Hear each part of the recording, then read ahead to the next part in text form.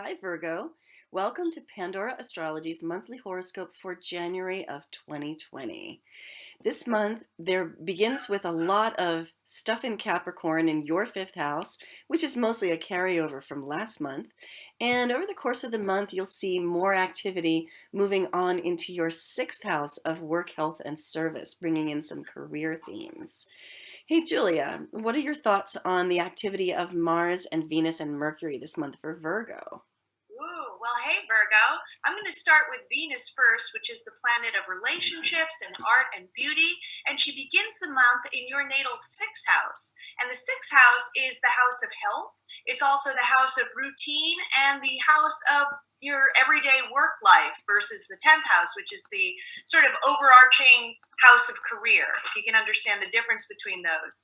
So when Venus goes through the sixth, it means that because she's the planet of pleasure, you might find more pleasure in starting any kind of new health rituals. And it's also a really, really good time for getting along well with your coworkers too.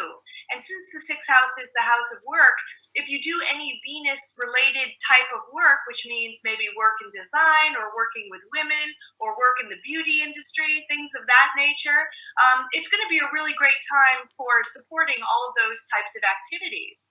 Then on January 13th, she moves into your natal seventh house, which is the house of partnership. And Venus loves to be in this house. It's a really good time to date if you're single. And if you have a partner, then you're going to just experience more pleasure in the relationship during this time. So enjoy it. And then the next planet I want to talk about is Mars. And Mars is going to be basically in your fourth house all month because it jumps into Sagittarius on January 3rd. So when Mars is in the fourth house being the house of home, the house of family, it means that you're going to be putting a lot more of your energy into domestic matters. That could be perhaps finding a little housework to do or getting involved in house projects of some kind.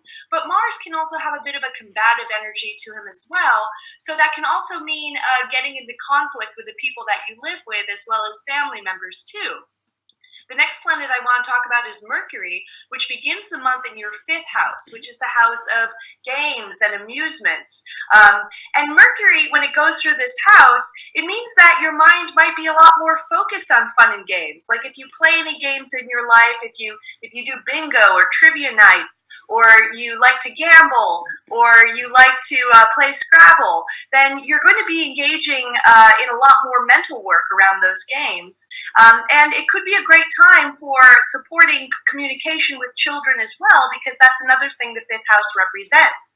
Then on January 16th, Mercury is going to be moving into your sixth house. Again, that's the house of work and routine, but Mercury also loves to be in this house. So it's a really, really great time for organizing because it's the natural house of Virgo, Mercury's sign.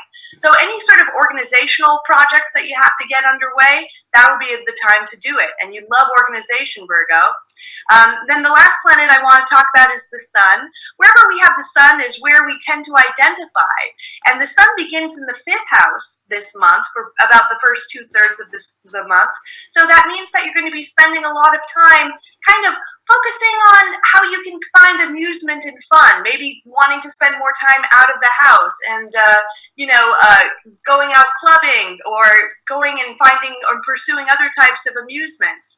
And then after January 20th, when the sun moves into your sixth house, you're going to be putting your nose to the grindstone and getting through some work because that's what the house represents.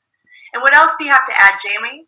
Well, I really like when there's lots of sixth house activity for Virgo. Now, obviously, the fifth house is more visually full, but a lot of these planets here are going to be here long term. Saturn and Pluto are going to, continue spending time here in the fifth house.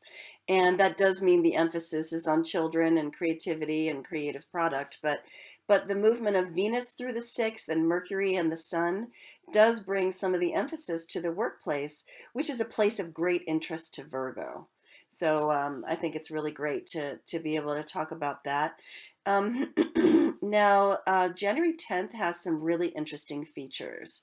There are several things going on at once on that day. One is that Mercury has what I like to call Greater Epiphany Day. And that means that Mercury is conjunct the sun while direct and moving forward. So this is a great day for insight, for clarity, for starting new projects, for keeping projects going at a good speed and expecting that there will be, momentum and not a lot of snarl ups. So that's really great to be able to report and add to it the fact that that day Uranus goes direct. You see this little red S here? I'll just show you that that S turns black and then goes away because Uranus is stationing and turns from retrograde to direct. So that just kind of unleashes some of that typical Uranian genius and helps for, brilliance to move forward too. So also on the 10th, we have a full moon and lunar eclipse at 20 degrees of Cancer. Let me go back to the 10th here and you'll see it. And there it is with Mercury right there and the moon over here opposite in Cancer. So the moon is there in Cancer, the sun and Mercury are in Capricorn. And so the axis here is the axis of home versus career. And there's a very big emphasis on the Capricorn side. So there's a very, very big pull towards being strong, being professional, being armored even, and tough. Whereas that moon in Cancer is almost all alone over there, pulling for self-care and gentleness and balancing all of that hard work with a home life. So I think that the eclipse that's happening here is going to have a lot to do with those themes. And if you want to know more about it, you can check out our January news playlist where you'll find a video about that eclipse and also about the new moon that I'm going to discuss. So that new moon is going to be in Aquarius at 4 degrees. It's happening on January 24th. So let's just go right there. And here it is in 4 degrees of Aquarius in your sixth house. So bringing some of those themes of planting seeds and new beginnings to that arena of work. So especially in the second half of the month, that emphasis starts to happen here in your sixth house.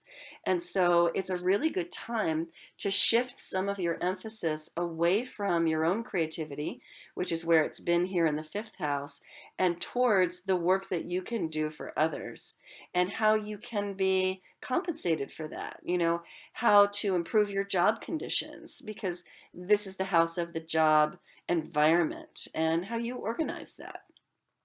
So, and really for that, if I was to recommend a reading, I would say in the early part of the month, while the fifth house is so emphasized, if you wanted to get a reading about your children, that would be a great time to do that, like a star child reading, which is what we do, or a family soul group reading. But later in the month, as the emphasis begins to move into the arena of job, then you'd probably want a mission orders reading.